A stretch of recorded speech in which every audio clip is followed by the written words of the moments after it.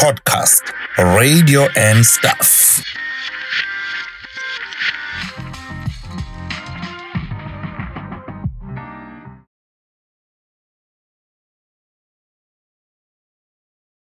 Hello everyone, welcome to this week's installment of Podcast Radio and Stuff. This is where we have honest, genuine, fun and sometimes serious conversations.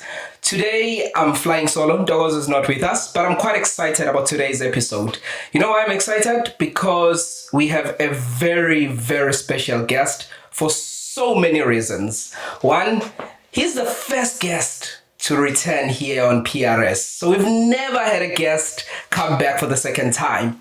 But also, he's the first guest that gave us big numbers. You know, he came here before Podcast Radio and Stuff was Podcast Radio and Stuff. There was nothing. There was a vision that we want something. And he came and he sat and he poured his heart out. And people loved that episode. Who am I talking about? I'm talking about none other than that radio guy, Makhosi Khoza. The legendary one. How?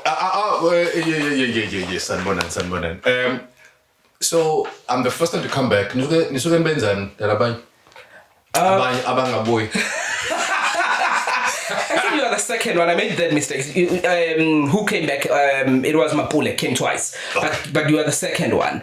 Abanye sobabuyisa akekho ngafuna ukubuya. Okay. Akekho ngafuna ukubuya. Sizolinda. I see what you did there. Sizolinda. Yes. Ngengoma. How? If you get it, you get it. If you don't, forget about it. Thank you so much, Makhosi, for coming through. Pleasure's mine. Oh man, it's always great chatting to you because you embody what we love, which is radio. You are radio itself. If you say so. I noticed in your intro you said honest, fun, casual, and sometimes serious. Yes. Oh, Yeah. By the time we're done, is it serious? Is it fun? But I hope at the end of the day, it's going to be of value. 100%. Yeah. I mean, this is Makhosi Khoza. Every time you open your mouth, we learn something. You gave us the biggest episode as a podcaster, so we really appreciate that. Yeah, the feedback that we got from the people, they absolutely love that episode. It's educational. People called it a radio masterclass. Even Linda. Linda who? Any Linda. Belinda. I think you said Linda killed people's dreams. Hey, should we correct this now or later or not? Because, people are asked to do public apologies. Sure. Some are political, some are personal, some are professional. I think it was misunderstood. Okay. And in fact, it's your fault. How is it our fault? Okay, how is it our fault? Because the clip you took from the interview said, Linda Sibiya has killed people's dreams. Ask me how. Ask me how. A lot of people didn't go back to the full episode. That's all they took and ran with it. Yes. I said he has killed people's careers because people hold him so highly that they forget themselves and try to imitate him. And when they get into the space where they can have a radio career, they have nothing of value, nothing unique to offer, because all they present to the prospective employer is Linda Sibiya. So it's a compliment, but sure. I think if we're touching a smile, then it seems like it's a negative. It's a very, very high compliment, especially for me. I don't give out compliments easily. But I recognize the power and the influence of Sotob in that people hold him so highly that they forget themselves and try to step in his shoes and they fail badly. Yeah. No, I understood. And you said it's our fault. In our defense, we will take the most interesting part of the clip and put it out there for people to come and watch the episode. Are you going to do it again? We will do it again. I think people in 2025 should have learned now that you don't jump into conclusions based on a short clip. I could tell you stories that unfortunately in the society we live, people live and thrive and strive for short moments or short bursts of things that will get them attention. Right? And unfortunately, people tend to trend for the wrong reasons. Because what do they say? They say a lie travels faster than a truth. And it's actually, the lie is more interesting. Yeah. People want things that are interesting. Yeah. Because the same way, if you tell a fact, it's boring. But if you tell a story, it's exciting. Now, the thing is, the story isn't necessarily true, but you listen to the story nonetheless. Sure. If I tell you tomorrow the sun will rise in the east, there's nothing exciting about that. But if I say to you, the sun was spotted rising in the west, what's going to trend? Yeah, everyone wants to see that. No, thanks for sharing that, and thanks for opening that. Thanks. We've wasted 3 minutes of the internet, but it's fine. So we are here, as we promised in our first interview, that we'll review your books. And a promise we make is a promise we keep. Sure. So today we want to talk about Ngizolalela Emsakazweni, which is this book by the legendary Makhosi Khoza, that radio guy. Ngizolalela Emsakazweni ngesingisi kuthiwa I'll listen on the radio. Thanks. There's a thanks here in the quote. What a book. I think let me probably open this episode by saying, what a book. What I enjoyed the most about this book is that, like how I opened the episode, there are some serious elements in the book, but it's written with such humor. The way that you tell the story, it's your story, which made me realize how much I don't know you. I thought I knew you, but all I knew is that you've worked for DYR, you've worked for Capital Radio, East Coast Radio 702, Radio 2000, Kakasi FM. That's all I knew. Yeah. But I didn't know who Makhosi Khoza is, and the way you tell the story, I couldn't put the book down. It's beautifully written. Really, really enjoyed this book. Ngizolalela Emsakazweni. Why the title? Well, it's explained in the book, so you know the answer. Yes. But for those who haven't, it's a bittersweet story in that the sweet version is that when, I don't know if it's still done now, but I think to some extent it is. If a listener calls in to a radio station and there's a topic going on, the presenter has asked for feedback, you pick up the phone, you speak to your presenter, and then instead of umsakazi akuphendule, you say no, Ngizolalela Emsakazweni. As in, I'll put the phone down, and because I want to hear myself when everybody hears me, and it's I think it's a human nature thing where you want to hear people speak about you. So you become famous in that moment when your comments are the topic of discussion. Everybody's listening to your thoughts. Sure. So I listened on the radio. Thanks, Ngizolalela Emsakazweni. That's really what it's about. The more serious one is where I send a shout out to a dear friend of mine, a former colleague, the late Victor Rose Jr. Oh, yes. Used to be on Inanda. Yes. Then Gagasi, and then Rise FM as well. Yes. I think he was co-hosting Breakfast on his last days. So he used to be my producer on Vuma FM. I was doing Breakfast. Okay. And there happened to be some technical issue with, I think, our software. So we had to quickly think as a producer, what happens now, right? So he said, no, we don't know how long this thing is going to take to fix. So let's find a long song. So he put in a song. It was a very slow song I'd never heard before. Okay. And then I was like, it's like, how? I'm like, no. It was DM Sagas. Oh. By, remind me? I won't know the artist, but I know the song. We are kuluma throughout the song. I know the song. How he's even got a section, Kumisa, devoted to him. His name will come back. His name will... DM Sagas. Little boy.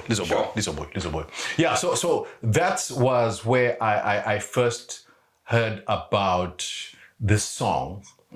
And somehow, I liked that song.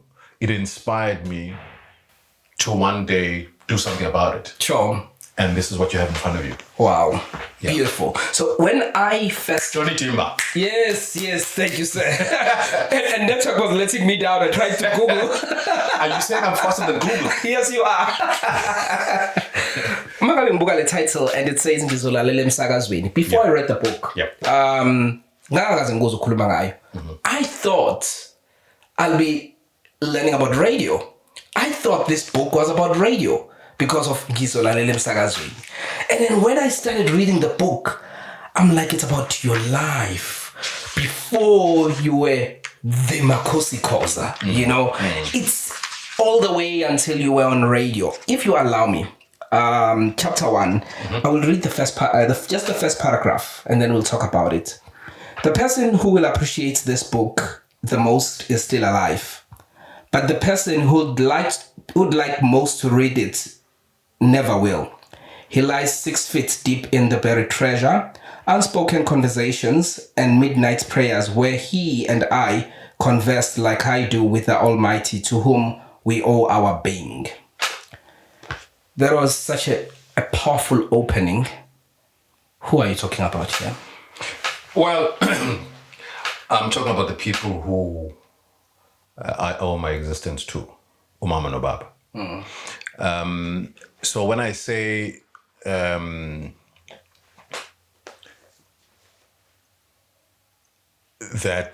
there are two people who need to read the book, one will, one won't. The one who will and has, Oma, is because she saw something in me that I didn't recognize. And I think it's something at every opportunity I get, every platform, I say, you know what, don't be selfish with your eye. Don't be selfish in spotting talent, because a lot of times as human beings, we do not know our talents until somebody points them out. We think we're just like everybody else. And sometimes when we do our talents, we do them, to us it becomes like thinking or breathing. When you ask Lionel Messi or Ronaldo, how do they do what they do? They just do. Sure. But if somebody had not recognized and developed the skill they had, there'd be nothing. So my mom said to me, she saw somebody who will end up in communications. And I was like, yeah, whatever. Because as the book unpacks, I wanted to follow another career path. But I think in the second or third page, I do write that my mom said I would end up in communications, and she was right. Yes. So she saw something in me that I didn't see in myself, particularly because I was shy. And then, unfortunately, my dad passed away in 2005, which, is what? Over 15 years, about 20 years, over 15 years before this book was even written. Sure. So what I mean by that is that he will never get to read the book. So his wife gets to read the book, he doesn't. Because as I finished the bit by saying, he lies 6 feet deep, buried in treasure, where he and I have conversations like I do with the Almighty every evening. So that is the only connection I have with my father. Right? So it's in prayer, it's in conversation, because this book is a conversation to those who think they know me and to confirm and validate those who do know me. But with my father and I, we have unfinished conversations. But others would say, when he passed away, I was 35. Sure. So that was Besangim Dal. Yes. Whereas I don't know what it would have been like if he had passed away when I was a lot younger.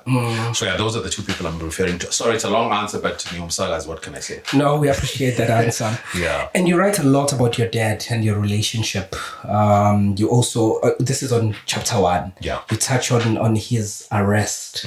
So how was your relationship with your dad, and what did that arrest do to you and the entire family? My dad was a legend. Politically. So for those who don't know, Ngizolalela Emsakazweni. Yes. So in politics, you cannot mention politics of the country without having spoken about him. He was the principal secretary, or some would say executive secretary, of the first prime minister, I believe, after independence. He was umuntu obotolikela isilo sophuzo. Yes. And then went on to do the same thing for his son. So the current king, King Mswati. yes, he used to be the interpreter at his speeches as well. Sure. But in between those two moments, when King Sobhuza II passed on, there was instability in the country, and people were not too sure what would happen next. And there was a group that I'll call it what do they call it now? A council, royal council, that is supposed to oversee things until the crown prince is installed. So my dad didn't like how they were going around things. So he and some other like-minded people were trying to dissuade the Queen's mother, Queen Regent at the time, from signing away her powers to this council. So in so doing, they became enemies of the state. So anybody and everybody who was an enemy of the council was locked up. The prime minister at the time ran away into exile. And then my dad was imprisoned, what they call a 60-day detention without trial, which was renewed. So that is the politics, which has a fairy tale ending in that he was then released and eventually became, I think, I was actually trying to do the maths, between his arrest, which was in 83, to 89, is it 89? Yeah, 89, he was then made deputy prime minister. So it's just one of those, I think I touched upon the book about how Nkumuzu Joseph, Yes. you know, where one day your own brothers turn against you, and then you come back in the future to rule over them. Yeah. So, yeah. And you go in details with your relationship with your dad and that his relationship with the powers, you know, in Eswatini. So Maguti, you haven't read this book. I really suggest that you do. For now, we're just scratching the surface, but there's a whole lot more that you will find when you are reading this book. So Makhosi, we'll move on to chapter 2. Chapter 2, if you read the first line, you talk about being shy and struggled with holding conversations with strangers and relied on your siblings to carry conversations when your friends visit. That is very hard to believe. Why? For someone like you who talks for a living and who's in public every time. Well, the short answer to that is people confuse what you do with who you are. I think I just need to repeat that in case this becomes a clip that trends. People often confuse what you do with who you are. So I was very shy growing up. Sure. And this is the conversation I have with people who don't believe what, even now I'm very, very shy. But I've learned to control it. People who don't know will then say, lawyer HL. But it is very difficult and awkward for someone who is not naturally an extrovert. Because me, in my safe space, give me a book, give me TV, give me music. I go but I'm like, I'm comfortable in my own space. So I used to marvel at people who just casually would get into conversation with strangers and just talk about anything under the sun. I was like, I don't know what that's like. It looks like a lot of work. Where does one start? And believe it or not, I even got to a point where I had to study how to start a conversation. Sure. And when I listen to everybody's conversation starts with, Eta, how's it? So imagine being an alien and you come down and try to learn how to interact with human beings. And the lesson or ChatGPT tells you, always start conversations with, how are you? And I was like, all the time. But that's how we are as human beings. So I understand, I got to understand why this seems like a contradiction, because I realize in the entertainment industry, there are so many people just like me who, when they're on stage, behind the camera, behind a mic, they're at home. But take that away from them. They don't want to be seen. They don't want to be heard. So I'm that person. So I think the gift and the talent and the skills I have forced me to be in the public domain. But if it was up to me, I'd do radio and disappear. It was easier back in the day. Now, if you're a radio media personality, people must put a face to the voice. Sure. Where before, a voice on its own was just enough. Sure. So it's something I've battled with. But what I like about it, what it does help me to do, is to communicate with people, because now I understand what it's like trying to get a shy person to talk and open up. Because shy people are not shy all the time. They're shy around certain type of people. So if you know what buttons to push, the conversation flows easier. Sure. So I think it's one skill that has helped me somewhat. But yeah, believe it or not, I'm still shy, but I'm better at being shy. Achimacholo used to call himself the shy guy. You need to ask him why.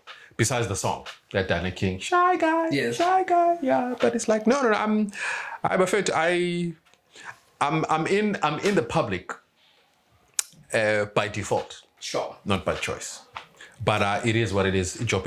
Yeah, and we're gonna get to that because you do talk about that in your book. Okay. But also in chapter 2, there's a little story that I found interesting. Your relationship with yogurt. Oh. What is that got to do with being shy? Okay. A must. So that was an interesting story. So what happened was one day, Omar. Wait, a must also called no, I'm saying yogurt. A must. Okay. Don't. That's what's the difference? Okay. Oh, did I just confess to Tamasung Faushu? Yeah. Whatever. We are the same. Don't worry. Okay. Get along. So one day, my mom brought home yogurt, and it was a treat. The same way, I guess some families, that's how they introduced ice cream. We'd never seen this thing before. My mom said, "Okay, it's a surprise." So everybody got excited, and I quietly went outside. The first problem I realized was that this new thing, whatever it was had lots of little things inside that were annoying. And then I realized that it was actually granadilla yogurt. So granadilla, yes.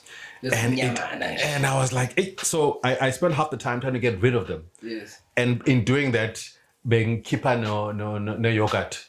So by the time I was done, I was like, no, why do I need to work so hard having a meal or a treat or a snack? So I threw it away, and then I told Umago to not eat fell. And eventually told her the truth that I actually don't like this new thing you've brought into the household. So to compensate, Oma, when she bought everybody else yogurt, she bought me cream donuts. Oh yeah. So me and cream yogurt, and my donut have never been separated. But I eventually got over it. So I'm good with yogurt now. Sure. Yeah, I'm good with yogurt now. Cool. I'm not going to ask about yogurt, so I don't have a follow-up question. Before you say, how did we move from yogurt to what I'm about to ask now, which is on chapter 3? I find it very interesting. You are talking about your life as a teenager. Yep. In chapter 3. And you are talking about skin problems that led to your first suicidal thoughts. Yeah, growing up isn't easy. We all have challenges, and I don't know if mine can be called a health issue, but I had very bad skin to the point where my acne was just ridiculous. Sure. And they tried all sorts of medication. It just wouldn't work until I saw a doctor one day, and they said I pretty much have the worst case of acne possible. And this didn't help somebody who was already shy, because now I was embarrassed to go out in public. Sure. So half the time I was like, hey, leave me in my room reading books, because I must be looking like a monster. And Auntie, every minute she got us. Little bitches, yes. And it got to a point to, I then saw a specialist in Durban, and who recommended like I take pills. I used to consume like 20 capsules a day, taking all sorts of ointments, and they said to me, no, I'll grow out of it. Mhlawumbe let's say not 30. It'll be better. And I was like, I can't walk around in this thing. So that's when I kind of had maybe suicidal thoughts. Maybe I'm being exaggerating, but it really literally got to that point. Sure. So yeah, it was very tough, to the point that I remember even when my graduation photos, I have like one big pimple here, and I've hidden it at home. I can't even show it in public. So it was that bad. So all those reasons contribute to me not wanting to be in the public if I don't have to. Sure. Unless ngenza imali. You see, so yeah, that was one of the challenges I had growing up as well. Yeah. And I think what made it, probably, if you can tell me if I'm wrong, all right, if I read the book in terms of the chronological of the events, it's that you, at that time, your entire family was in Zambia. You were in boarding school. Was that the time when you were a teenager when those thoughts came about? Yes and no. But what happened was when the family, in context, Ubaba was released. Yes. I think he spent about 6 months detention. And then he got a job in Zambia. Sure. And then he said, the whole family must move, but I must remain Eswatini. He never really explained, even now, just clarify. He said, no, I must stay because if I move, it's going to disrupt schooling. I just didn't get it. So there I was in boarding school. I think I was there for a year or 2 years. And I don't know by then what had happened. Yeah, so boarding school, well, fortunately for me, I was non-threatening. I was like always in my little corner. Sure. So as long as people didn't bother me, I didn't bother people. But the issue of it being a skin thing, I think I had learned to deal with it. Sure. So I don't think it was any worse at boarding school. Okay. It was just one of those things I had to deal with. The same way I discovered that when I got into high school, I was quite short. You were short? Short. Okay. But halfway through, then I suddenly grew up again. So I had resigned myself to A, being shy, B, having acne. What's the other one? Short, shy, short, shy, and having bad skin. Yeah. But then somehow... So I used to be your height. I'm thinking, why are you mentioning short as if it's a bad thing being short? but it's a weird thing to get to a point where you're like, okay, this is me. This is what the Lord had designed me to be. And then all of a sudden there I was growing. How? What's happening? So I shouldn't give up. I might grow as well at some stage. We'll go for a short commercial break. Commercial break and gangan. Yeah.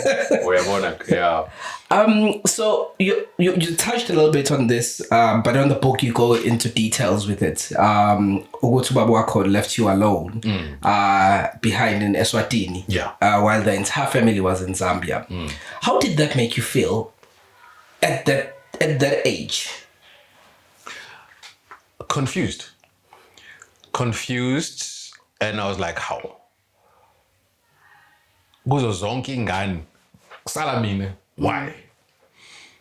Even now, I don't understand it. But I mean, the only plus, to be honest, the only plus, well, the two. The one is I got to be very independent.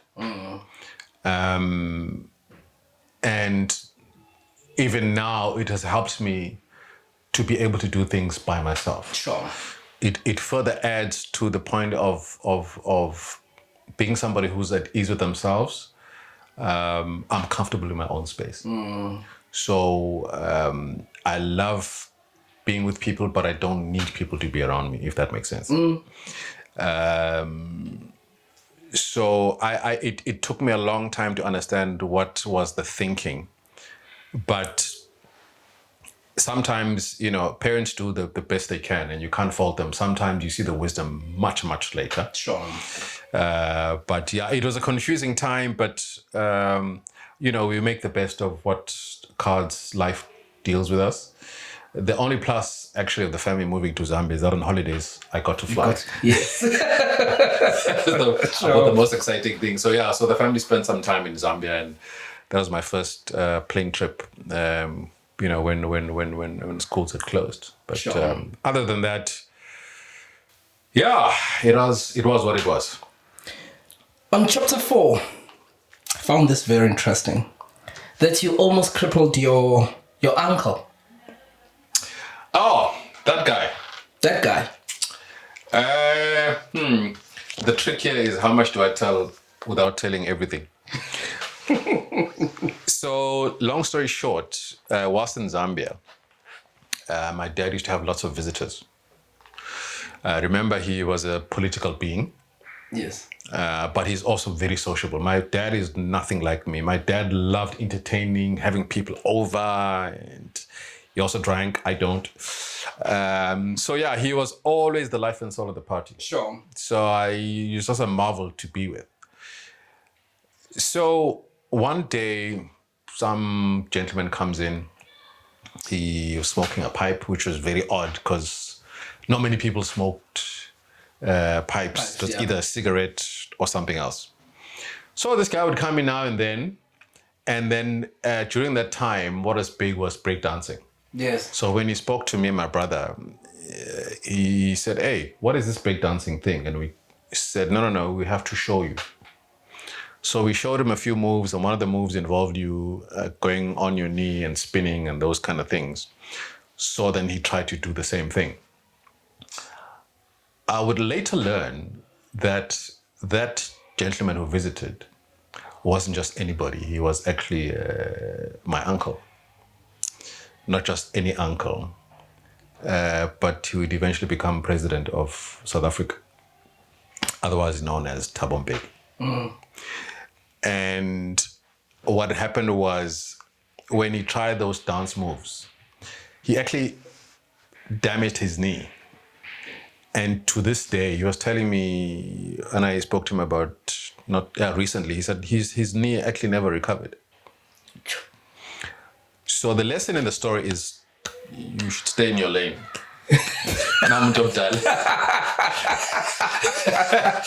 Yeah, so literally, I think I wrote in the book that I almost crippled a revolution. Yes, you did.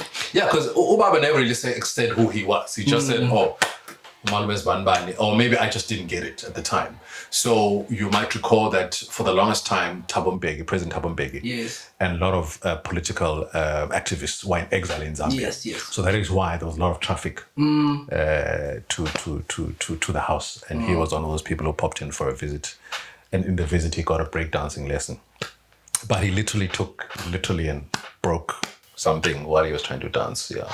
When did you know that? Former President Thabo Mbeki, your uncle, is a big deal? Late. I wish I'd known sooner, because I'd be a minister.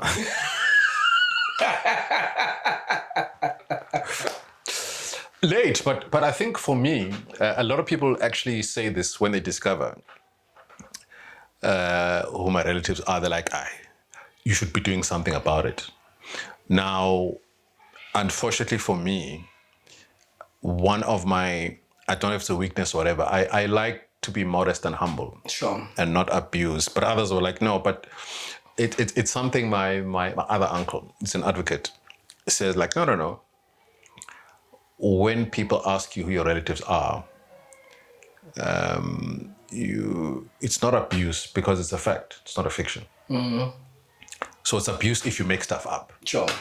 Because I can't go around saying, "Hi, my uncle is former President Thabo Mbeki. I don't do that. Sure. Maybe I should. I found out late, and when I did find out, I was like, oh, okay, it's just one of those things. And even weirdly, is because, just to explain the relationship for those who may not understand, is that President Mbeki's mother and my grandfather on my mother's side are brother and sister. So kahle umama ka president beka lama umkhulu la. Sure. So yena umsheli bele kahle. So that's how he's my uncle. I will be introducing myself like, hey, I'm Makhosi Khoza. My uncle is Thabo Mbeki. Who's your uncle? Who's your uncle? That will be my standard introduction. Yeah, so for members of my family who want to make use of it, I know, good luck. Yeah. Do what you do, but it's like I think it's something that I took a decision not to do. Sure. Early on in my life, because like I did say that my dad was a political beast, Eswatini. I think one of the reasons also why, fortunately, I managed to study in UKZN, but it was also to get away from his shadow. Because if somebody's got such a deep presence, Makes sense. you are now the son of. Yes. And then you are washed, you're put under a microscope. When you do something, it's 1,000 times worse. If you don't do something, it's a disgrace. Yeah. And if you do something, it must be because. But what I like about myself specifically is that my story had nothing to do with who my father was. Yeah. In fact, I made my name in another country. Sure. You know what I mean? Yeah. So similarly, if people make connections about my relatives, it should be in spite of, not because of. Yeah. And that's how I like to leave a mark, because of my own abilities and strengths. The other connections, they're nice to have, the luxuries that come, along the way. Yeah, and you talk about your family relatives. We've got so many that that are people have been big names, people that have made a mark in the community. We're going to touch on when we look at chapter 6. We'll talk about your grandma. How many chapters in this book? But let's look at chapter 5. Yeah. What is interesting there for me, you almost gave your life to the Lord for a girl. Oh, you did?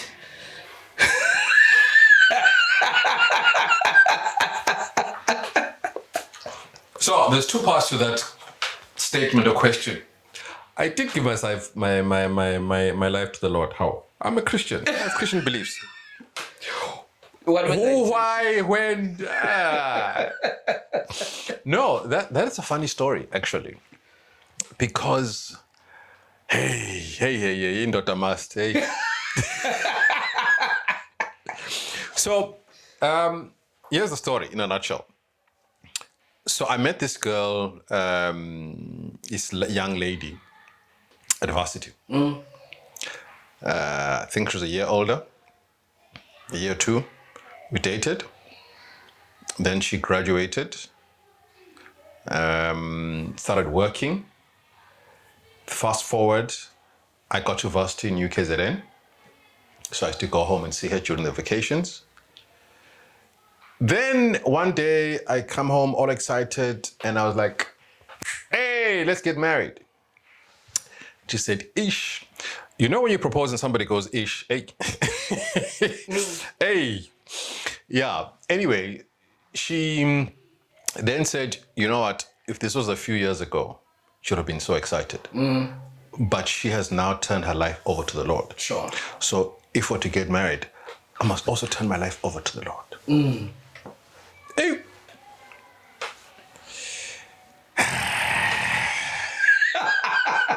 I was like, long story short, I was like, yeah, fine, let's try it. And then I after a while, I was like, nah. The Bible she's reading, I don't think it's the Bible I've read. Because I changed my mind in the view that my understanding of it, I could be wrong, was that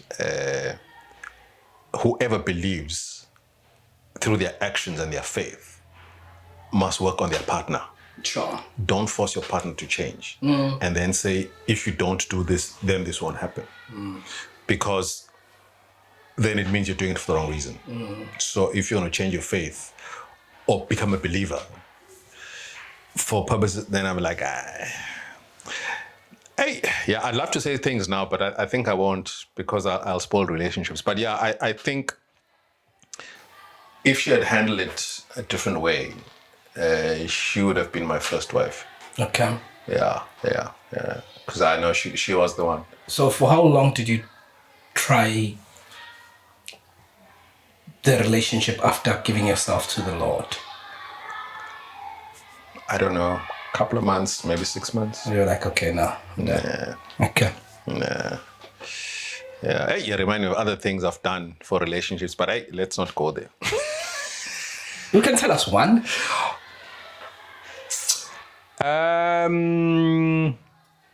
So I once was dating somebody and they were like, hey, no, you know what? You need to be circumcised. Are you not circumcised? Mm. Okay. Are you judging me? No, I'm not judging you. I hope you're not going to ask me to prove it. Anyway, yeah, and then I was going to, and then things just went horribly wrong, and I was like, the things I almost did for this person. So it's one of those lessons also of like, you know what? Don't change who you are to please the next person. No. If people don't accept you with all your flaws, then they should give the next person a try. Yeah. I think that's a beautiful lesson. Thank you for sharing that. And you just became serious with the lesson. I wanted to make a joke. Now the joke feels misplaced. But anyway, I'll go ahead and make it. It's your podcast. A friend of mine recently, since you talk about being circumcised, sent a message from a girl, a status from a girl saying, we'll take this out if it's too explicit. Imnandi mayingekho circumcised. And then one of our friends came in and asked, so senze njani-ke thina ngoba sesawakhipha siwabuyisela kanjani? I thought that was hilarious. This is what we sell Hey, yeah, that's an interesting conversation. Yeah, for another day. Yeah. Chapter 6. Yes, sir. You talk about your grandmother, Nora Muyarani. This is on chapter 6. Can you talk to us about your grandma? Hey, special woman. Old school. Strict, fair, very hardworking, very loving, an activist, a product of Inanda Seminary. She schooled there, she taught there. Itura lake likona lapha in Seminary, Inanda. So yeah, she's a very special woman, and so if we had behaved during the year, Eswatini would come and spend Christmas at Tegwin. So that's where my love affair with Durban began. It was like you spend a whole year looking forward to being a bish. Sure. So Durban is no strange place. And no, she was a very, very special woman. And when I see my mom now, she's a lot like her mother. There's a. I remember she got a stroke, and 2 weeks before she got the stroke, she was on the roof cleaning her roof. She was 80 something. Sure. So that's the kind of person Ugogo was, you know. And she used to drive to Eswatini and pick us up. Wow. Bopelama trunk box, Yes. Peswemoto, Durban, and back. Yeah. So no, she was a very, very, very special woman, and I think she lived through the worst of apartheid. I'm just happy that she got to see freedom. My grandfather never did. Yeah, no, man, she's. I'm almost running out of words, but a strong woman, a fighter, and she's one of the people who managed to get me into UKZN. Sure. Because there was some fast talking that was required Okay. to get me to Howard College, UKZN, but I did. So I'm forever grateful for her being in my life, and as one of the people who used to say to me, "Sit up straight," you know. But yeah, no, very special woman. And you tell a lot of stories about her in the book, especially on chapter 6. There's one. So the way that I said earlier on, what I enjoyed the most about the book is the way you're telling the story. You know, the humor that you include in how you tell the story, but also you remember the smallest details. I remember when you were writing about Inanda.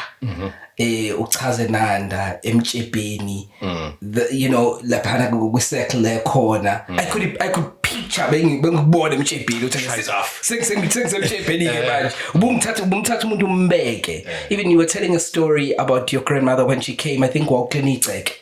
When she came and she said, Swinile.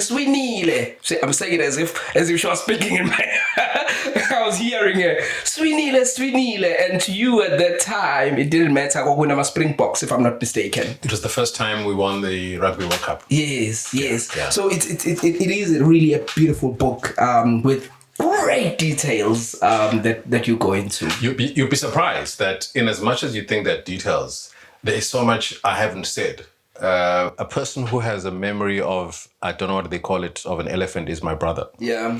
I think it's because he's a lawyer, so you have to consume a lot of knowledge. And he was correcting me with some of the details. But I think, you remember some things very clearly and other things you don't remember clearly at all. Sure. I mean, I think there's a section where I was writing about the car accidents I've had. Yes, about 5. And then there's a story of when I was in the SRC, Eswatini, how we escaped. And he was telling me, no, here are the details. This is what happened. This is where we were hiding. And then stories about when we were breakdancing for the king during his wife's birthday. So... Look, if you say there's a lot of detail as well, I'll have to accept it. But also, it's just funny how writing isn't easy, particularly writing about yourself. Sure. Because unfortunately, when you write about yourself in an autobiography, but you need to, how do you write about yourself not in an arrogant way? Sure. But just state the facts. Because people know about the brand and would like to know the story behind the brand. Sure. So you kind of have to put yourself in the center of the story and then at the same time remove yourself from the story because there are other people who have been also co-stars in the making of your story. Yeah. Yeah. Cool. So if we move on to chapter 7, your journey to obtaining your degree was a long one. Which degree? I tried 3 times. The first one, the one that you eventually obtained. Oh, that one. Yes. It's funny though how it took me 8 years to get a degree because I first registered at the University of Swaziland at the time for a BSc degree. I spent 4 years and I failed. And then when that happened, Obaba then said, what can we try now? Because this doesn't seem to be working. And then I said law, applied around South Africa, I was accepted at UKZN. UKZN, did a year of law, and I got bored. Sure. And then in my boredom, I was like, I needed something more stimulating, more challenging. So I transferred to the commerce stream. So then they said you can enroll for a BCom degree, but continue with law as one of your majors. So then eventually I graduated with a BCom law and business administration. And was very bad in accounting. So I then, after I finished my majors, had to do a year of accounts through UNISA. Sure. So yeah, it took me a long time, but I'm proud to say I was a graduate. Well, I'm now a graduate. Yeah, put it that way. Yeah, it's an inspiring story to everyone, I think, that has had to drop out at some stage in their lives. Because if you read at how you did it, because you to me, because I don't know the other details that you left out. That I'm saying, for me, the story is so detailed because this is what I know is what you are telling us. I found that to be very interesting and inspiring to young people to say, you know what, you might try. If you fail, try again. And find other ways, when you were left with one subject to graduate, and then having to go to and UNISA. then discovering economics. Yes. Yo, economics. Yo. So that is inspiring. If I look at, I just want to read this last chapter of chapter 7. It says, "But my time at UKZN didn't just give me a degree. It's birthed a career. One that had no textbooks, but plenty teachers. It had an audience, but they were invisible. It had a magic that capitulated nobodies to somebodies. It was both an art and a science. This is where my radio brand was born." That's very well written. That is very well written. I thought I was going to practice the word catapulted, and I forgot. I'm realizing as I'm reading it, I'm like, damn, I was supposed to practice this. I was supposed to look for a pronunciation. I think the problem is also there's another word. What's it called? Encapsulate. Yeah, then there's yeah. No, that English. is beautifully written, though. Thank you. Talk to us about that. It's funny though because we I don't know when this episode is going to air, but we have just celebrated World Radio Day. Yes, 13th of February. And I was invited to facilitate a panel discussion on this year's theme, which is radio and climate change, which happened to be at UKZN.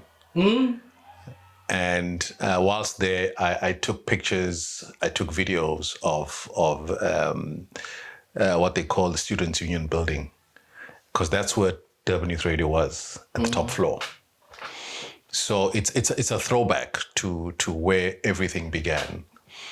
And it's almost like I had to fail in the 1 degree BSc in order to come to Durban, particularly UKZN, to find that there was a student society called Dome Music Radio, where one could try their luck in radio. And as it turned out, I not only became a presenter, but I became programs manager, I became a voiceover artist, I became part of the team that sat before what was then called the IBA, Independent Broadcast Authority, before now called ICASA. Sure. To apply for a temporary license for Durban Youth Radio. So that's the old school. That's the school where I come from. So yeah, it's one of those complete accidents where you go to a place, you find your passion, and your passion becomes your future. And I had not gone to UKZN to find radio. Sure. But radio was waiting for me when I got there. And radio has got me to where I am right now. And we're not going to go into what is it that you wanted to be when you were growing up? Because we touched on that on the first episode and how you ended up, getting into radio. And you do touch on it in your book. So I do suggest that you get this book and read it so you can just have a proper understanding. Because some of the stories that you were telling, you're so detailed. Some of the stories that you were telling in our episode here, as I was reading, comparing it with the episode, because I still remember the episode like it was yesterday, they're identical. And when I told this, I was telling my wife, like, the way that Makhosi tells stories, it's exactly like it. I mean, the same as it is in his book. And my wife says, I suppose it's not lying. If you're telling the truth, you have nothing to remember. Well, that's interesting because I know some people get other people to write their books. So if you'd ask them a question, they will not remember it the way you wrote it. Yeah. So interesting. Because I in preparing for this, because sometimes you need to remind yourself what you wrote. Yeah. I saw some connections and some highlights that I might. Because I could write another book just based on this book. Mm-hmm.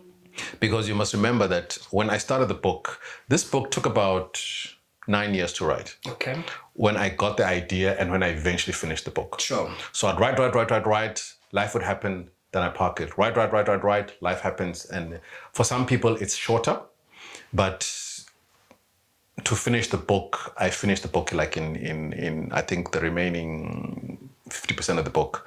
In 1 weekend, I was done. Wow. So if you know what you're writing, it doesn't take long. Makes it easier, sure. So I noticed, because there's one thing I tell a lot of people, that in life,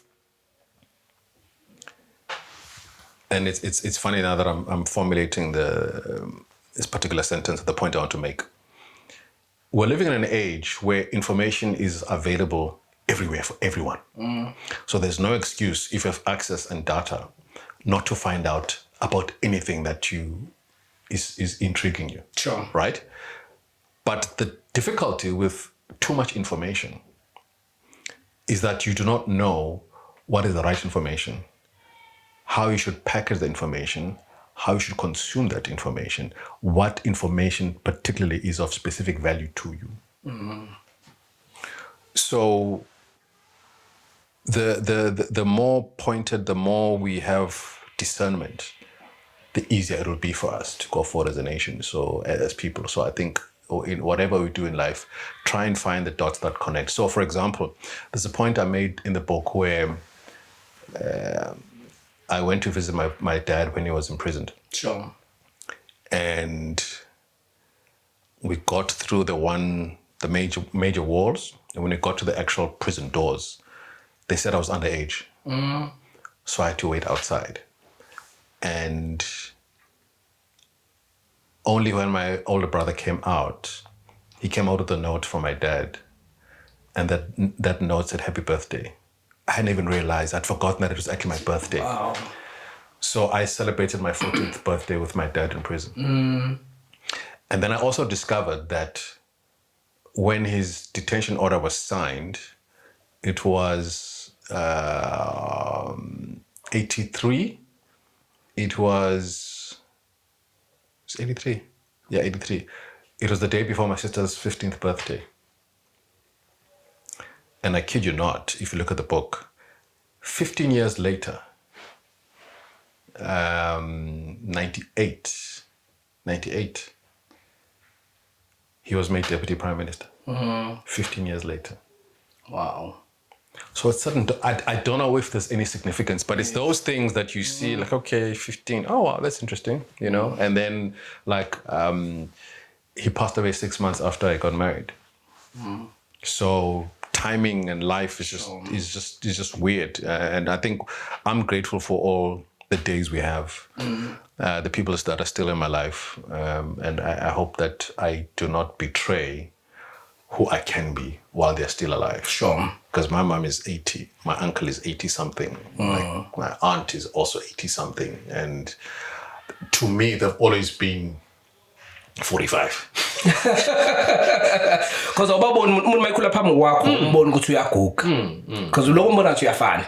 But I can see Umdala is slowing down, but you don't believe that at any 100%. Moment, things could be very, very different, So yeah, it's just one of those things. Sure. I just want to, Makhosi, to go back a little bit to the time when you started radio, we'll say UKZN. And on chapter 8, you mentioned this just now, but you also touch on it on chapter 8. You go into details with it. You were one of the team members that represented, or rather the representation for the first 1 year license for ADYR. How was that experience? Sorry. No stress. Sure, you're taking me back to over 30 years ago. Let me think. What people must realize is that Durban Youth Radio was a project. It's a project in as much as there was a vision, and the vision always was to take a resource that was a radio station, that was a campus-based radio station, to take it to the greater Durban area, but targeting specifically the youth. So when I got there, the station was called Dome Music Radio. Sure. And the people who are there were like, no, we need to get other members of society involved in this. We can't be an ivory tower.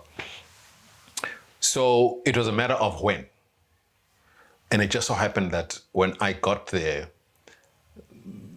I was in a position whereby I was thrust actually into the position to go and say, look, we need people to go and make the case. So you're one of the people who must go there. I actually do not remember the details, but I just remembered a lot of excitement. I really don't remember sitting in front of those people saying whatever it is. But I do remember that when we got the license and we had to test the signal. And then in testing the signal, they said, no, we need to play something. So I hurriedly had to write a script as a promo. Sure. And there's a friend of mine who's now late, Percy Shangas. Every time he saw me, rest in peace, Mchida Wasamawot, used to always remind me, Makhosi, hey. It was along the lines of, what is it now? I even forget my own words. It'll come to me when it comes to me. But while we're testing the signal for Durban Youth Radio, my voice was heard all over. It was music, it was my voice. It was music, it was my voice. And it was one of those, I didn't even know about the voiceover industry. Yeah. So there was scripting scripts. There was making sure people played the right music, which was compiling. Yeah. I didn't even know. There was managing the likes of Alex Mtiane, Lakisa Fatse, Uban, KSG. Yes. That's where I met Kenny Maistry for the first time. There were so many people who walked through those doors. But it was an exciting time because literally for me, I was just doing a student activity. Sure. But not realizing I was actually training for a career that would carry me for the rest of my days. And you mentioned that you met Kenny Maistry. Yeah. And Kenny Maistry was instrumental in you getting into Capital Radio. Yes. Much later in life. And well, not much later in life, but soon after. Yeah. And Capital Radio, you were working with big names there. I'm not sure if they were big at that time, but I wasn't around. I was a kid. The likes of Just-Ice. Yep. Wicked Simpson, Ravi Naidu, I mean, Kick-Ass himself, Kenny Maistry. So those are big names. How was that experience? It was living somebody else's dream. But for me, it's always been, I remember, I don't know if you know Richard Marx. You should know Richard Marx. Richard Marx. The singer. No. There's a song actually that Luther Van Ross guested on. Anyway, doesn't matter. So one of his albums was Paid Vacation. So in me joining Capital Radio, it was just, for the hell of it, what do I lose? And whilst I was there, I never thought of it as a career. It was just a job that people forced me to try my luck to see. It's like, when Idols comes up and they say, no, Zam, in fact, you never know. And all of a sudden you're touring the country, touring the world. I'm like, oh, okay, cool. This is what it is. So I think in all the years I've spent on radio, I wish I'd taken it more seriously. This is going to sound weird, but I wish if I knew that this was going to be my career, I'd have been more serious about it. So everything I've done, I've literally been using 50% of my capacity. Sure. So whatever people are excited about, I'm like, no, I know I could do a lot better if I had taken myself seriously, because I just did it because people thought, hey, you're doing a good job. I'm like, okay, cool. Then you don't have to work any harder. Then there are those people who are not as talented as me, if I can use that, but understood the power of the brand. Who are working hard. Yes. So getting to Capital Radio, I got to work with people already established. But because, fortunately for me, I started working literally at the bottom. I did graveyard, which was 2 a.m. to 6 on weekends. And then I eventually, by the time it closed down, I was doing 10 p.m. to 1 a.m. after Just-Ice. Yeah. So I literally was like, oh, this is just like it's almost like a side hustle, because I literally had the whole day to do nothing. Yeah. Then in the evening, I get to Capital Radio, go play music, talk a bit of nonsense, get paid, and then we repeat. You know what I mean? So I don't know how to describe that, but I think the thing that made me realize it was serious was when the station was shut down and everybody started typing CVs. And in those days, there were still typewriters. Sure. Not everybody had a PC. And I was like, hey, all these legends are now trying to get jobs. And I think I write about in the book where people who are trying their luck in all sorts of stations. Kenny Maistry even did a demo in Afrikaans. That's how bad it was. Yeah. And everybody was panicking. And I was like, in my head, this is just a thing. It was going to end at some point. So I wasn't stressed because I hadn't come into this job to make it my job. But for everybody else, it was the only job they had. Sure. So that's why I say, in a sense, I was just kind of messing around in radio and have never really, I think, hit my full potential. But I just did it because people said, hey, you're not too bad on radio. So I'm like, okay, if you say so. And you speak in the book about the conversations that you, Kenny Maistry, and Just-Ice would have at Steers in town. Yeah. Till dawn. Hey, and that place is closed down now. Do you remember one conversation? What's that one conversation that stands out for you? Two things. It literally was true. Because Kenny did afternoon drive. So he would hang around the station for about an hour or whatever, and then head to Steers.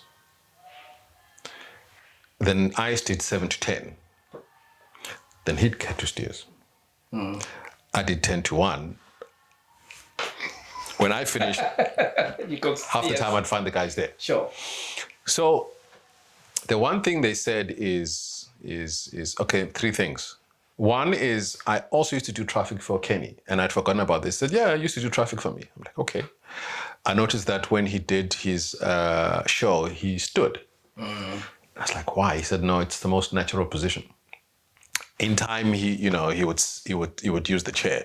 But the point about it is that he was introducing me to the science and art about posture, about breath control. Then they told me that I shouldn't be too fussy about pronouncing words. It doesn't really matter. It's like, no, you're too proper. You speak proper English. You speak... No, don't. Just let it go. And then Ice said, you operate, when you do a link, it's about the punchline. It doesn't matter how you get in, but how you get out of the link is the most important. So if you listen to Ice now, even on radio, you'll realize that he knows where he's going. Sure. He may look like he's meandering, losing his way, but his point is like, I want to get the link out before the vocal comes in. And that's the most important thing. So it was a radio crash course, actually. It was like a masterclass, because I mean, these guys strangely came from the same school I did, technically, because I was on Durban Youth Radio. They both were at Odwax, which was the campus station of University of Durban, Westville. Sure. Kenny gets in through a program called Give It a Go on Capital. He said to Ice, "Hey, Nganwam, try your luck." Ice got in the same way. So when Kenny came for an interview at DYR, I asked him, because I didn't know much about him. He was like, "Yo, this guy." And that's how I got in as well. Yeah. So, yeah, those guys were mentors, actually. That's the word I can use. They mentored me on, the do's and don'ts. So if there's any similarity in terms of how I do my thing and how they do their thing, now you know. Now we know. I would have loved to be a fly in the wall, because, Makhosi Khoza, Just-Ice, and Kenny Maistry having a conversation about radio. Yeah, if you love radio, you know how that would sound like. So I would have really loved to hear that. We are running out of time, Makhosi, but I want to go to chapter 10 and just quickly read the first 2 lines of chapter 10. It says, the staff seemed friendly enough until in a presenters meeting, Omar announced that we needed to move with the times and add a person of color to the weekday lineup, and there was an immediate uproar. I wanted the ground to swallow me up. Why did I think I had stumbled on people as open-minded as those at Capital Radio? Here you are talking about your time at East Coast Radio. And if you... I was hoping you wouldn't ask this, but yeah, okay, ask the question. If you continue with this chapter, you talk about hate mails that you would receive when you joined East Coast Radio. Talk to us about that.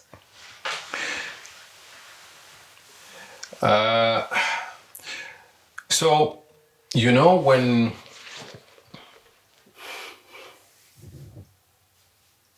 I'm going to use this quote, it will make sense when I say it. Believe it or not, it comes from Floyd Shivambu. Okay. He's now weighs in a MK party. He is the SG of the MK party. SG. For now. Tutuzile agree? That's what I'm saying for now. Tutuzile agree. So he said, when he was in the EFF actually, that there comes a time when a party or a people have 2 options: to either adopt a struggle or abandon it. Or to put it more specifically, there's a time when a revolution will need people who will join it or decide not to join it. And he was referring to, I think Tiwa allegedly, the ANC, in that back in the day, they chose to take up the struggle.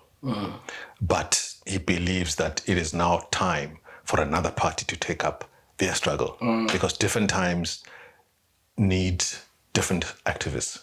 And you are saying the EFF is the party that is going to take the nation forward because it is their time. Sure. Now, what is it got to do with the question? I'll work it out. So, when I got to Capital Radio, it was the most open-minded, free-thinking, liberal place you could think of. And remember, for me, all this was exciting because it was like literally my first real job, right? And with legends. I mean, this is the place where Treasure Shabalala started. And built up his name and many other personalities as well. So what you saw at Capital was what you got. That was my experience. When I got to East Coast, I remember the connection now. When I got to East Coast, I was a series of firsts. When I got to East Coast and joined them, I joined at the bottom once again. Sure. I was unemployed for a year. and almost gave up on radio. And then they said, you can try out for the station, but you need to start a graveyard. I was like, no problem. So they had a 5-hour graveyard shift at the time, which I don't think exists on radio now. And then after that graveyard, when Olma called the staff meeting, you say, no, must move with the times. I then did a show called Soul Cruise, I think. Anyway, whatever the show was. But in the breakfast show used to start at 5 until 9. But because I joined, the breakfast show had to start at 6. So I made impact. And one of the things that happened in the last hour, 5 to 6, was that an angling report and weather forecast and all sorts of weird things. And so because the audience at the time got up very early, a lot of people got to hear me. Sure. So in a sense, I was on the previous season would have been on the breakfast show. Yeah. And I got feedback. And the feedback was what you call a knee-jerk reaction. It was a lot like the example you made, where people heard a black voice and just didn't like the black voice because it was a black voice. Not that there was anything necessarily wrong with the black voice, but it was just a black voice, and that was upsetting things. So I'd get, in those days, people used to fax things. I'd be called the K word and all the time. And then when the few black artists that play, like Hot Sticks and Brenda Fassie, that say, you see, all this K-word music is now being played because I'm on, when it had nothing to do with me. I never chose the music. It was the same playlist. But it was the same thing of when people have decided not to like you, they don't like you. Sure. So that was a harsh introduction to the East Coast audience. But the more serious one for me was in that line that you wrote, was that when the MD announced that we need to change to the times and get people of color to join the weekday lineup, people were screaming and upset. But then why I was stunned was like, why would you be upset about moving in the direction the country should have been a long time ago? Sure. So I saw colleagues who were two-faced, who will smile with you, but meanwhile, when you really ask them what they think about the direction the country is moving, they'll want to explode. So that is the shock. That is why I wrote, I wanted the ground to swallow me up. I thought everybody would be happy. Because what's interesting is that the boss did not say who was going to be moving where. He just said, we need to move with the times. Sure. Why? What? I was like, They're processing their jobs. Well, that's the one thing. But I mean, wait until somebody says specifically. Because if somebody says to you, this country has been under apartheid, which is racist, which even the UN condemns, and then one day you say, let's stop being racist, let's be like the way things should be, and then all of a sudden you're upset. I'm like, guys, no. No. Sure. We are hopelessly out of time, so we have to wrap up. But we were in chapter 10. So chapter 11, you talk about the trips that you've had. I think you've traveled the world, Turkey, UK, you had a honeymoon in Maldives. And while you were there was an interesting experience that happened. So if you want to know what happened, I suggest you get the book. But where I want to go is on chapter 13, you talk about, it was a 1999 voting day. You were accused of stealing a cell phone on that day. You were even arrested. Talk to us about that. Do I have to? No, that is actually a a very funny story. Even to this day, I don't understand. But I was doing the 3 to 6 show, AM, ain't that? So the voting station was Stella Sports Club in Glenwood. So I finished the show and I stayed very close to Stella Sports at the time, Davenport. So I walked to register to vote. So the 99 election, so this would have been 98 then. So I registered. Was it 98 or 99? Anyway, you register 6 months before. Yeah, so for the elections in 99. Yes, so probably 98. Yeah. Okay. So register, voting day comes, same exercise. I vote, and as I have just finished voting, I walk out. I'm still in the voting area. A police officer, female officer, approaches me and says, "Where do Makhosi Khoza?" I'm like, "Yeah, no, it's gonna come now." I thought she was a fan. I wanted an autograph. I was like...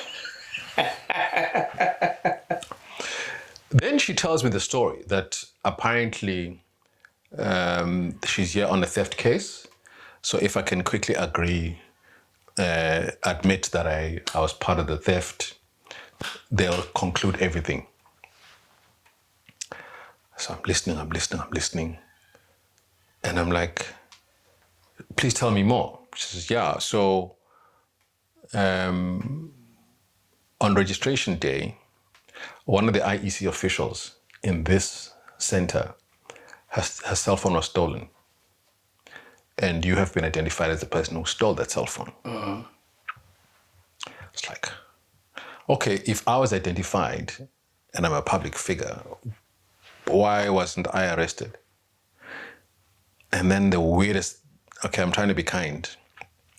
The weirdest explanation I got was like, "No, we knew you'd come back to vote."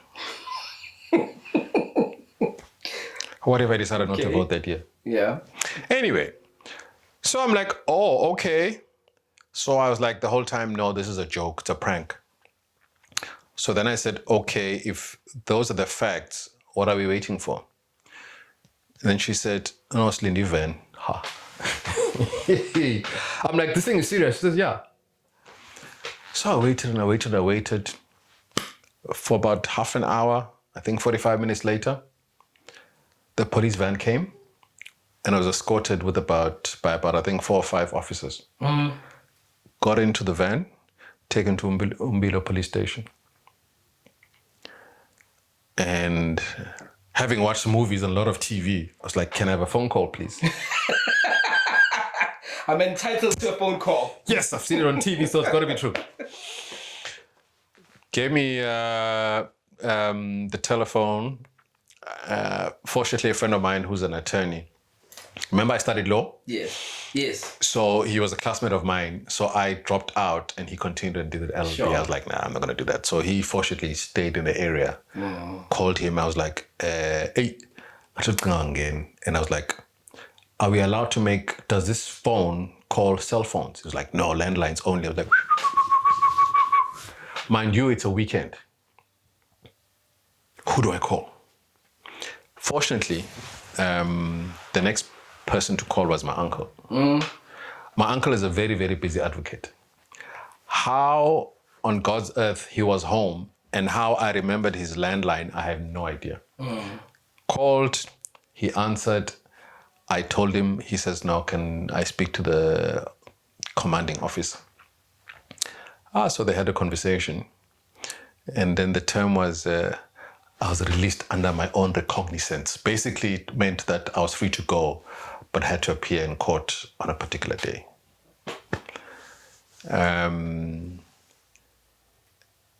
But long story short, I didn't steal the cell phone. Okay. And charges were dropped. That's comforting to know. Our cell phones are safe. Yes. What's that? So charges were withdrawn. But the other problem with that is that at the time of the arrest, I was a columnist for the Daily News. Yes. So I had a weekly column. And I knew another friend who remember I said, let me skip the story because we're running out of time. Long story short, a friend of mine, fellow journalist, said, hey, Makhosi, I'm under pressure. I'm giving you the heads up. My boss says I must write the story. So the story of my arrest was in the front page of Daily News. Yes. So that was for me worse than actually appearing in court. Yes. So imagine a journalist of a newspaper being made. And then when the charges were dropped, or the case was withdrawn, one of the two, they then published that. But it was like in page 7, classifieds. Yes. So everybody missed it. And I wrote about that in my article. Wow. Saying, I wonder how many people are falsely accused every day. And they don't get the chance to clear their name. Fortunately for me, my story ended well. Yeah. Well, you do tell that story, and I can even tell you what your friend of yours that you wanted to talk about is Elijah Mhlanga. So just go read the book. Like I said, the little details that is not including now are in the book. So you want to go and read the book. So you touch on a lot of things. You touch on your time with Makhosi FM, and also in the episode that we recorded the early last year, you speak in detail about your time with Makhosi FM and all the other radio stations that you've been with, DYR, SBIS2, that's how I say it, right? In Swaziland, ECR. You also, in the book, touch about your stint with BBC Radio, where you were updating on all things SA. So you talk about your time at 702, at Radio 2000, at Rise FM. This is all in the book. And there's also a very interesting story that we won't go to now because I want to go somewhere else. Just the last question to wrap up is when you were talking about when you were dating Tokyo Sekgwale's daughter. And you were invited into the house by Tokyo himself to meet the great Nelson Mandela. In fact, I didn't want to ask you this question because we don't have time. So, but in a minute, yes. How was that experience?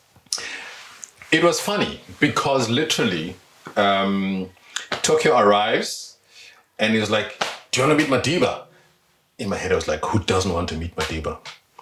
Got into the car, get to the front door, and then Tokyo says to Madiba, "This young man is trying very hard to be my son-in-law." So the funny thing was, Madiba opened the door, and it was, he didn't have shoes on, just was like comfortably wearing his socks. I was like, oh, okay, but that's okay. Anyway, so we chit-chat. When you meet somebody that great, you're so blown away, you can't hear what they're saying. Yeah. And you just smile. So we drive back. So then Tokyo's daughter then later says to me, "Do you realize what question Madiba asked you?"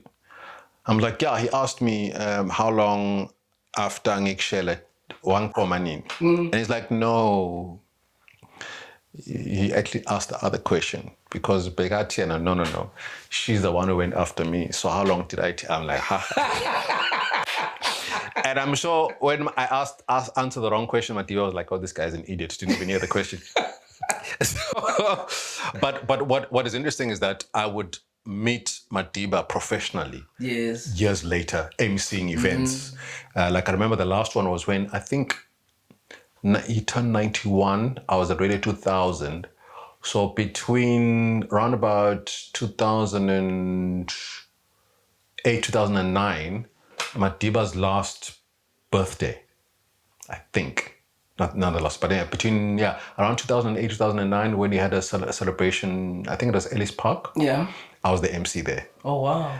And I remember this because they had 2 chairs on stage for him and Grasa, and they got onto the stage using a golf cart. Yes. And the whole time, so they were introducing themselves to whoever was on stage, and people. Then I think when the bodyguards were saying, "Madiba, get into the cart so we can take you back." It's like, no, but she's still talking to people. He was that much of a gentleman, even at over 90. Was waiting for his wife to finish talking before he sat down and was driven off. So those those were interesting memories. Yeah, no, thank you for sharing that. There's something that you mentioned in the book that related to me. This is just for personal indulgence. Yeah. That you were sponsored by Bidvest McCarthy, Nissan. And you wanted an experience of driving in Amarok to drop books to underprivileged kids in Drakensberg. Was that by any chance Rally to Read? 100%. I did Rally to Read last week. Really? Yes, and I was driving a Nissan. What was this? What's the other Nissan? Not Amarok, the other one? Navarro, yes. I was driving Navara. It was a beautiful experience. So heartwarming. It is, and it's when you get there, you realize how much in the cities we take for granted. When kids are just grateful and hungry for a book, when we take it for granted that no, everybody has done this, everybody has access to it. When the life you live, there are people out there who would be grateful for 10% of what you have. They appreciate the little things, them demonstrating, their skills of reading these books. The parents, it was on a Saturday when we went there, and the parents came to school to support their kids. The kids were there as well. It was such a beautiful experience. I'm not surprised why you remember it. It was, I did it twice. Yes. No, it's an experience you don't forget in a hurry. And I had a chat. Brad was in my team, the founder, Brad Pistorius, if I'm not Pistorius, I think that is his surname.